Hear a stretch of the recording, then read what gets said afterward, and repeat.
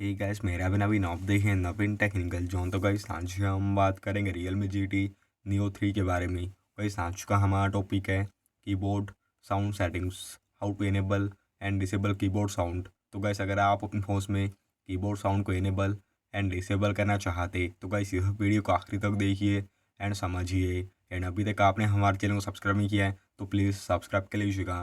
तो आप अपने फोन में देखिए, सेटिंग्स ओपन कर लीजिएगा एंड यहाँ पे आप नीचे आके देखिए सिस्टम सेटिंग्स पे एंड यहाँ पे आप देखिए लैंग्वेज एंड इनपुट पे क्लिक करिएगा। तो यहाँ पे आपको देखिए जीबोर्ड पे क्लिक करिएगा। तो यहाँ पे आप देखिए प्रेफरेंसेस पे क्लिक करिएगा। तो यहाँ पे आपको नीचे में देखिए साउंड ऑन की प्रेस ऑप्शन दिया आता है, तो आप इसे ऑन कर लीजिएगा। तो गाइस जैसा आप इसे ऑन करेंगे तो आपके फ़ोन में कीबोर्ड साउंड इनेबल हो जाएगा। एंड अगर आप अपने फ़ोन में कीबोर्ड साउंड को डिसेबल करना चाहते तो इस स्टेप पे देखिए आप अपने फ़ोन में कीबोर्ड साउंड को डिसेबल भी कर सकते। तो गाइस ये था आज का हमारा टॉपिक।